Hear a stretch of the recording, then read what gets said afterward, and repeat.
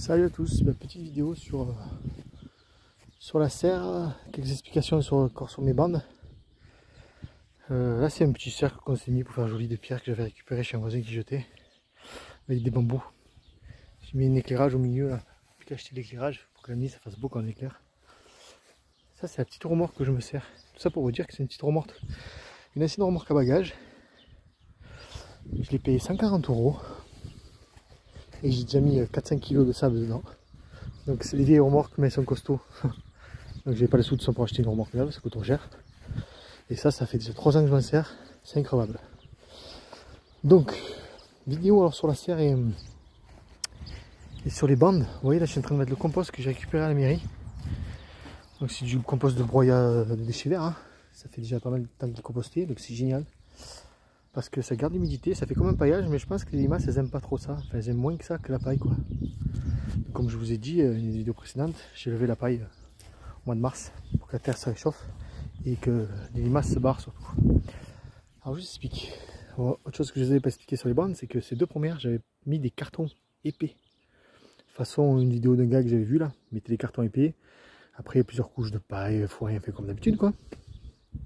Et là la méthode Damien Decars, ça dure 100 cartons. L'effet est le même pour les deux. Ça marche très bien avec ou sans carton. Juste le paillage ça tue les mauvaises herbes, avec le carton ça tue les mauvaises herbes aussi. Enfin mauvaises herbes entre parenthèses. Hein. Pelouse quoi. Donc après j'ai levé le mois de mars. J'ai commencé septembre-octobre à faire ça. Mois de mars j'ai enlevé la paille et le carton pourtant il était épais, bien épais. Le carton que je prends au boulot, eh ben, plus de carton quoi, entièrement bouffé quoi. J'hallucine. Par contre quand je vais laver la paille aussi, plein de verre. Ça c'est génial. Par contre là les verres ils sont plus. Enfin ouais, c'est un peu enterré. Alors donc j'ai levé la paille. Là j'ai mis mon broyat. Alors vous voyez là j'ai fait des bacs en bois. Alors c'est beau, hein, ça délimite bien, c'est génial. Le tracteur passe entre.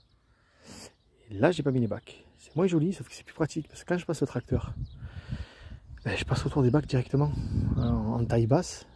Alors que là je passe le tracteur au milieu. Il faut que je revienne faire tout le tour avec le rotophile. Donc c'est joli mais moins pratique. Moins joli mais plus pratique. Donc après c'est à vous de voir ce que vous voulez faire. Ensuite, donc quand j'ai levé la paille, j'ai fait un petit coup de grelinette. Mais vous voyez ma terre elle est pas top. Hein. Elle est pas encore top. Hein. C'est fait des boules hyper sèches. J'arrive même pas les casser. C'est un truc de fou. Alors j'ai aéré et j'ai cassé quand même les plus gros blocs à tac tac tac avec la petite bêche. Mais je pense que de mettre le broyat là par-dessus là, ça il va y faire du bien. Ça va ramollir la terre, les vers ils vont revenir, ils vont recomposter un peu tout ça. Et puis moi quand je plante quelque chose, je casse un petit peu avant de planter. Donc je pense que ça va le faire, je ne sais rien, on verra. Je vous dirai ça par la suite.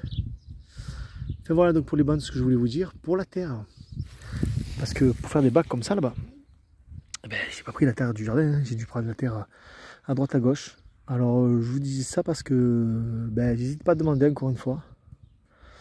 Moi je roule, boum, je vois un chantier où il y a de la terre, un tas de terre sur le côté, je m'arrête. Qu'est-ce qu'on fait de la terre là? Ah on la garde ou on la jette? Ah ouais, je peux vous en récupérer? Oui, allez hop, petite remorque. Moi j'ai la chance d'avoir une petite utilitaire aussi. Je mets tout derrière dans l'utilitaire, je charge le bloc, je charge la remorque, c'est parti, je fais des voyages. On n'a rien, ça rien dans la vie. Hein. Donc n'hésitez pas, les gens qui font des piscines, ils payent pour que la terre soit jetée. Donc ils sont contents que les gens ils viennent chercher, hein. Ils payeront moins. Donc n'hésitez pas à demander, vous voyez une tas de terre, vous demandez. Voilà. Moi j'ai mis un bac devant la serre. Donc la serre, elle m'a coûté quand même, elle nous a coûté pardon 600 €. Hein. Et je l'ai fait moi-même. Donc là on est plein sud. J'ai fait un petit bac devant de la terre, il faudrait que je remette du broyat dessus. On avait mis des petites salades grenobloises. Mais c'était vraiment petites. Alors je pensais qu'elles allaient mourir, mais on ne dirait pas. On va voir. Donc ouais, je reviens à la serre. Je me disperse. Ça. Donc 600 € quand même la serre. Tout compris. Hein. C'est-à-dire les plaques de polycarbonate dessus. Ça a coûté un bras. 250 € rien que les plaques. Donc c'est une honte. Du plastique quoi, c'est truc de fou. Donc 17 mm d'épaisseur. Ben isolant alvéolé là. Je vais voir comme c'est là. C'est des plaques comme ça là. Tac. Voilà. Donc ça compte aussi la lasure. La structure c'est un maximum de palettes encore récupérées, on le voit, il n'y a pas une planche qui a la même taille, pas une planche qui a la même couleur. Voilà. Donc c'est palette au maximum. Toute la structure quand même est fait en bois acheté classe 4. Classe 3 ou classe 4, vous savez, traité. Et en plus je l'ai xylophéné et lasuré avant de le poser. Parce que je veux qu'elle dure. Donc la structure elle est achetée, hein, les bois sont achetés. Toute la couverture par contre c'est de la palette. J'ai fait 4 poteaux en béton, boum boum boum, plantés dans la terre. Et le reste après ben, j'ai habillé quoi. Les verres. Les verres, je les ai pas achetés bien sûr, je les ai récupérés. Donc là, vous le voyez des sociétés ben, qui changent, vous savez, les fenêtres et les porte-fenêtres chez les gens. Ben, souvent, ils ont une benne où à côté, ben, il y a des vitrages dedans, quoi. Donc vous achetez, vous prenez la porte vitrée, vous démontez tout le bois autour et vous gardez le vitrage. Donc voilà, ça c'est du double vitrage ancien, bois. Ceux-là, ceux du milieu là. Par contre, j'ai de la chance que cette société, quand je suis allé, le mec il m'a dit, vous voulez pas des verres neufs? J'ai dit pourquoi? J'ai dit parce que erreur commande client, on les jette. Oh, j'ai tout récupéré. Donc là j'ai du verre neuf quoi. Super épais. Ça c'est du verre neuf, ça c'est du verre neuf, ça c'est du verre neuf. Alors j'ai mis partout du coup. Donc là on est est, sud. Bon bien sûr de l'autre côté c'est nord. Hein. Et là on est ouest. Donc verre neuf, verre neuf, verre neuf. Verre neuf. Les 5 du milieu là, c'est 6 du milieu, c'est ancien double vitrage. Donc je suis content parce que c'est notre jardin, que je voulais pas une bâche plastique, enfin une serre en plastique ronde là, c'est pratique hein, mais c'est moche. Hein. Nous on veut quand même que ça soit joli aussi le jardin. Ouais, tous les bacs c'est assez propre quoi, c'est. Faut essayer de faire bien quoi. Donc voilà la serre. Alors j'ai une porte est-ouest, est-ouest, voilà. Pour aérer l'été, bien sûr, une porte de chaque côté. Et une porte côté nord. J'ai isolé que côté nord. Parce que si vous voyez l'air il passe entre les planches. Parce que bien sûr j'ai posé les planches qu'elles se démouillent. Donc elles sèchent et s'écartent. Quand on est con. J'ai pas pensé. Mais de côté tant mieux, ça permet d'aérer parce que là, même l'hiver là, quand en plein mois de décembre, dès qu'il y a le soleil, elle monte à 30 quoi, c'est un truc de fou. L'hiver ça chauffe vraiment, donc tant mieux, ça aère. Donc je vais vous faire voir l'intérieur. Donc le prix c'est avec les vis, tout, hein, l'azur, tout, le moins de trucs. Là c'est mon bac. Alors je sais pas si je vais l'utiliser en fait. Parce qu'il fait déjà chaud. Parce que je voulais mettre la tonte d'herbe dedans, l'arroser et que ça chauffe. Alors peut-être je vais le faire quand même parce que comme au-dessus j'ai fait une étagère avec mes semis, ben, ça va peut-être chauffer encore plus les semis. Je sais pas, je pense que je vais essayer quand même, hein, parce que je l'ai fait, autant s'en servir. Donc là une étagère à semis, ben voilà, je commençais à l'intérieur de la serre. Là je me suis fait un plan de travail, avec le plastique qui est resté, hein, vu ce que ça coûte. Voilà, là je me suis fait un plan de travail, ben là on a des petits fraisiers que les petits ont plantés. Donc ils sont déjà en fleurs de la serre, quand l'extérieur ne sont pas en fleurs. Là il faut que je les plante aujourd'hui. Du chou 2000 ans. Faut que je plante aujourd'hui. Souci, il faut que je les mette aujourd'hui parce que ça résiste à -5. Donc je vais les mettre à côté de chaque chou. Hein, parce que le souci protège de la papillon, de chou, je sais pas quoi, mes couilles là. Voilà. Donc ça protège le chou. Ça c'est des œillets. Là il y a la consoude qui est en train de pousser. Pour faire du purin de consoude. Là on a la fameuse Artemisia. Donc ça sent très bon l'Artemisia, je ne connaissais pas. Et on va se servir bien sûr comme plante médicinale à boire tous les jours. Et là on a de la bourrache qui pousse aussi, ça c'est cool, elle a bien poussé. Et là on a un peu des plantes spécifiques, ça c'est de la plante fromage. La feuille sent le fromage et goûte au fromage dans la salade, c'est génial. Je sais plus ce qu'il y a en fait. Ça c'est... Ah ouais, ça c'est une plante médicinale cadeau qu'on m'a offert quand j'ai commandé. Il y a... Bon je sais plus, il faudra que je regarde. Là, je sais qu'on a du... Oh, putain, du gumi du Japon. Petit gumi du Japon qui est en fleurs. Déjà à l'intérieur de la serre. Ça, c'est... Sauge. La sauge, ça, c'est de la Tuna sinensis. Le célèbre arbre à salade. C'est chinois. Bon, il fait des trucs, ouais. Des bourgeons. Ben, en fait, les feuilles se mangent en salade. Donc, ça fait un arbre de 7 mètres de haut. Et les feuilles jaunes, ben, vous les mangez en salade, c'est un truc de fou. C'est une salade sur arbre. Là, c'est du... Oh putain, je perds les mots. Laurier. Sauce. Ça, c'est le fameux herbe à curry. C'est génial, quoi. Ça sent... Enfin, vous ne sentez pas, vous. Mais ça sent vraiment le curry, quoi. C'est un truc de fou. Donc, plus besoin d'acheter du curry, quoi. Vous mettez ça dans vos plats, quoi. Et ça, là-bas, le petit dernier, c'est quoi ce truc? Poivrier du Sichuan. Donc hop, à planter dans pas longtemps, je laisse l'étiquette parce qu'après bien sûr, comme j'ai pas de cerveau, je me souviens plus. Donc voilà. Là on a salade 4 saisons. Elles sont belles. Là on a aubergines, poivrons. Ils sont un peu chauds. Je pense qu'il faut voir. Je les arrose parce que ça chauffe vraiment dans la serre. Je pense que je vais laisser ouvrir la porte ouverte. Là on a du